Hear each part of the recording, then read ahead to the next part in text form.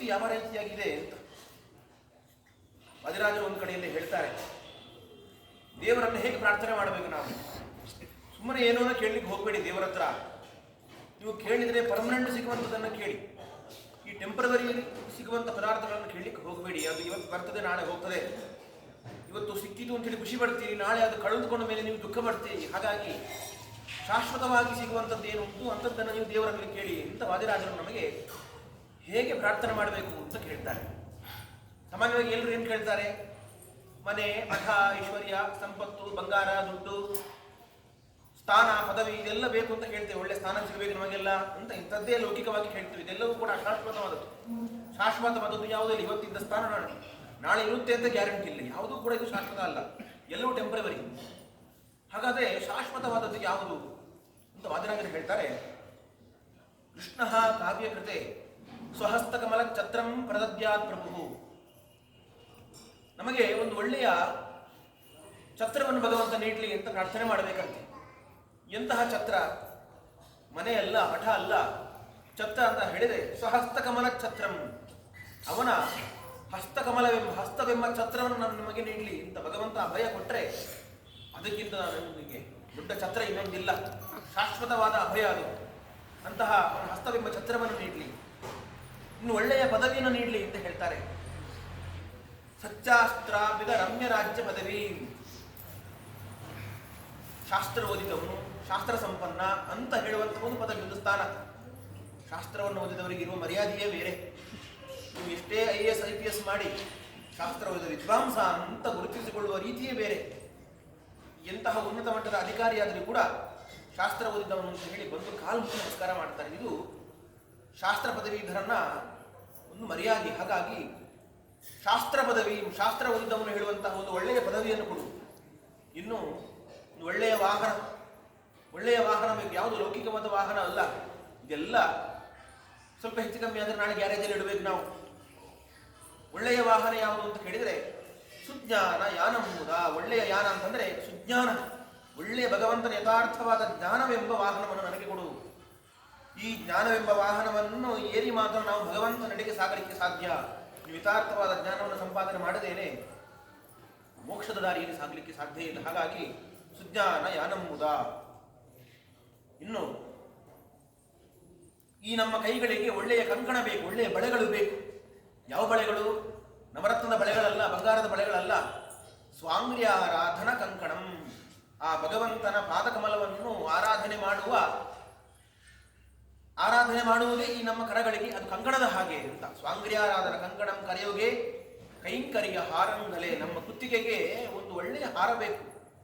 ಎಂತಹ ಹಾರ ಅಂತ ಹೇಳಿ ಭಗವಂತನ ಕೈಂಕರ್ಯವೆಂಬ ಒಂದು ಒಳ್ಳೆಯ ಹಾರ.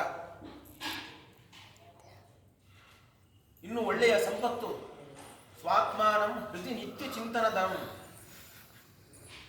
ಈಗ ನಮ್ಮ ಹೃದಯದಲ್ಲಿ ಪ್ರತಿನಿತ್ಯವೂ ಕೂಡ ಭಗವಂತನನ್ನು ಸ್ಮರಣೆ ಮಾಡುವ ಆ ಸಂಪತ್ತು.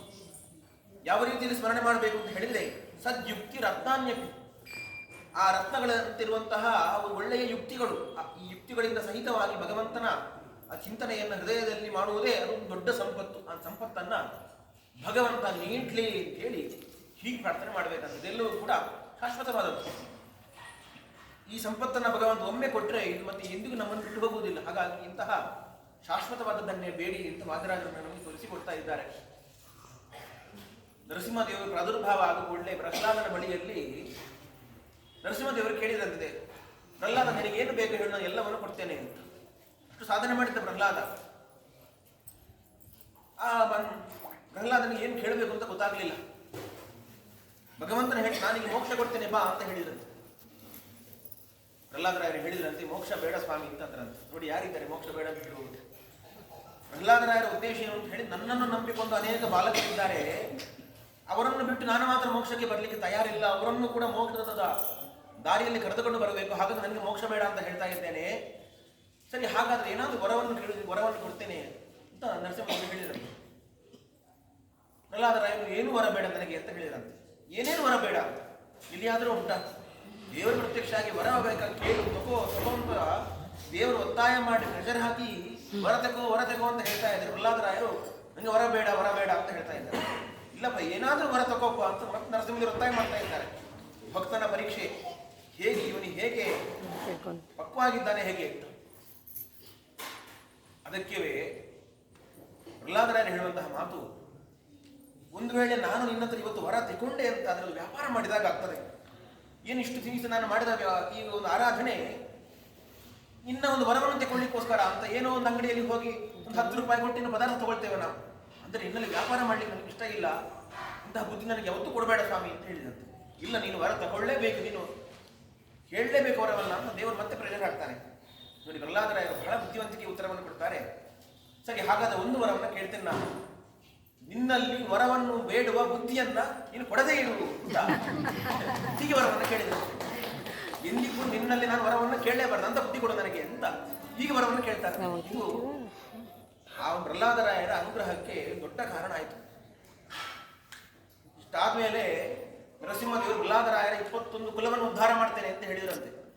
ಹಿಂದೆ ಅಷ್ಟು ದ್ವೇಷವನ್ನು ಮಾಡ್ತಾ ಇದ್ರು, ಭಗವಂತನ ದ್ವೇಷವನ್ನು ಮಾಡ್ತಾ ಇದ್ರು ಕೂಡ, ಭಗವದ್ವೇಷ, ಭಗವದ್ಭಕ್ತರ ದ್ವೇಷ, ಇಷ್ಟೆಲ್ಲ ದ್ವೇಷವನ್ನು ಕಟ್ಟಿಕೊಂಡು ಪಾಪಕರ್ಮವನ್ನು ಮಾಡಿದ್ರು ಕೂಡ ಮುಪ್ಪ ಸಜ್ಜನನಾದಂತಹ ಮಗನನ್ನು ಪಡೆದ ಕಾರಣಕ್ಕಾಗಿ ನರಸಿಂಹದೇವರು ಆ ಪ್ರಹ್ಲಾದರಾಯ 21 ಕುಲವನ್ನ, ಅಂದರೆ ಅವರ ಜನ್ಮಾಂತರದೆಲ್ಲ ಕುಲವನ್ನು ಕೂಡ ಉದ್ಧಾರ ಮಾಡಿದ್ರು ಅಂತಂದ್ರೆ ಆ ಪ್ರಹ್ಲಾದರಾಯರ ಭಕ್ತಿ ಅಂತದ್ದು ನಾವೆಲ್ಲ ಅರ್ಥ ಮಾಡ್ಕೊಳ್ಬೇಕಂತ ಆ ಪ್ರಹ್ಲಾದರಾಯರಿಗೆ ನರಸಿಂಹದೇವರು ಆ ರೀತಿ ಅನುಗ್ರಹವನ್ನು ಮಾಡಿದ್ದಾರೆ.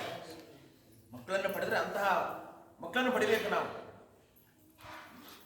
ನಾವೇನಾದರೂ ಪಾಪಗಳನ್ನು ಮಾಡಿದ್ರು ಕೂಡ ನಮ್ಮ ಮಕ್ಕಳ ಆ ವ್ಯಕ್ತಿತ್ವದಿಂದಾಗಿ ನಮ್ಮ ಪಾಪಗಳು ಪರಿಹಾರ ಆಗಬೇಕು ಅಂತ ಮಕ್ಕಳನ್ನು ಪಡಿಬೇಕು ಅಂತ ಪ್ರಹ್ಲಾದರಾಯರ ಬಗ್ಗೆ ಎಲ್ಲ ಹೇಳ್ತಾರೆ. ಹಾಗಾಗಿ ಹೇಗೆ ಭಕ್ತಿ ಮಾಡಬೇಕು, ಭಗವಂತನಲ್ಲಿ ಹೇಗೆ ಭಕ್ತಿ ಮಾಡಬೇಕು, ಹೇಗೆ ಆರಾಧನೆ ಮಾಡಬೇಕು ಅಂತ ಹೇಳುವುದಕ್ಕೆ ಪ್ರಹ್ಲಾದರಾಯರು ನಮಗೆ ಒಂದು ದೊಡ್ಡ ಉದಾಹರಣೆ. ಅದು ಈ ಕ್ಷೇತ್ರಕ್ಕೆ ಬಂದಾಗ ಯಾಕೆ ನೆನಪಾಯಿತು ಅಂತ ಕೇಳಿದರೆ, ಈ ದೇವರು ನರಸಿಂಹದೇವರು, ಬಾಳೆ ನರಸಿಂಹದೇವರು ಅಂತ ಹೇಳಿ, ಬಾಳೆ ಎಲೆ ಅಂತ ಹೇಳಿ ಒಂದು ಊರಿನಲ್ಲಿ ಆರಾಧನೆ ಮಾಡಿಕೊಂಡು ಇದ್ದಂತಹ ನರಸಿಂಹದೇವರು ರಾಘವೇಂದ್ರರಾಯರು, ಅವರ ಹಿರಿಯರು ಅವರು ಆರಾಧನೆ ಮಾಡ್ತಾ ಇದ್ದಂತಹ ನರಸಿಂಹದೇವರು, ಅವರ ಹೆಸರು ರಾಘವೇಂದ್ರ ಅಂತ. ರಾಘವೇಂದ್ರ ಅಂತ ಪ್ರಹ್ಲಾದರಾಯರು ಅಂತ. ಅವರು ಕೂಡ ಪ್ರಹ್ಲಾದರಾಯರ ವ್ಯಕ್ತಿತ್ವವನ್ನು ಇಟ್ಟುಕೊಂಡೇ ದೇವಸ್ಥಾನವನ್ನು ನಿರ್ಮಾಣ ಮಾಡಿದ್ದಾರೆ. ಇಲ್ಲಿ ಬಂದ ಕೂಡಲೇ ಅವರು ಇಲ್ಲಿ ಕಥೆಗಳನ್ನೆಲ್ಲ ಹೇಳಿದ್ರು, ಹೇಗೆ ಈ ದೇವಸ್ಥಾನ ನಿರ್ಮಾಣ ಆಯಿತು ಅಂತ. 1 ರೂಪಾಯಿ ಅಪೇಕ್ಷೆ ಇಟ್ಟುಕೊಳ್ಳದೇನೆ ಇದು ನರಸಿಂಹದೇವರ ಸೇವೆ, ಇದು ನರಸಿಂಹದೇವರ ಆರಾಧನೆ ಅಂತ ನಿಷ್ಕಾಮವಾಗಿ ಇಷ್ಟೆಲ್ಲ ಅವರು ಕಟ್ಟಿದ್ದಾರೆ. ಅವರ ಸ್ವಂತ ಮನೆಯನ್ನು ಕೂಡ ಮಾರಿ ದೇವಸ್ಥಾನವನ್ನು ಕಟ್ಟಿದ್ದಾರೆ ಅಂತ ಕಥೆ ಹೇಳಿದ್ರು. ಪಾಪ ಅವರ ತ್ಯಾಗ ಬಹಳ ದೊಡ್ಡದು. ಅವರಿಂದ ನರಸಿಂಹದೇವರ ಆ ರೀತಿ ಸೇವೆಯನ್ನು ಸ್ವೀಕಾರ ಮಾಡಿದ್ದಾರೆ. ಪ್ರಹ್ಲಾದರಾಯರಿಗೆ ಹೇಗೆ ಅನುಗ್ರಹ ಮಾಡಿದ್ದಾನೋ ನರಸಿಂಹದೇವರು ಇವರಿಗೂ ಅಂಥದ್ದೇ ಅನುಗ್ರಹವನ್ನು ಮಾಡಲಿ ಅಂತ ಹೇಳಿ ಸಂದರ್ಭದಲ್ಲಿ ನರಸಿಂಹದೇವರು ವಿಶೇಷವಾಗಿ ಪ್ರಾರ್ಥನೆಯನ್ನು ಮಾಡ್ತಾ ಎಲ್ಲ ಭಗವದ್ಭಕ್ತರಿಗೂ ಕೂಡ ದೇವರ, ರಾಜರ, ಕೂತರಾಜರ ವಿಶೇಷ ಅನುಗ್ರಹ ಆಗಲಿ ಅಂತ ಮತ್ತೊಮ್ಮೆ ದೇವರಿಗೆ ಪ್ರಾರ್ಥನೆ ಮಾತನ್ನು ಮುಕ್ತಾಯ ಮಾಡ್ತಾ ಇದ್ದೀವಿ.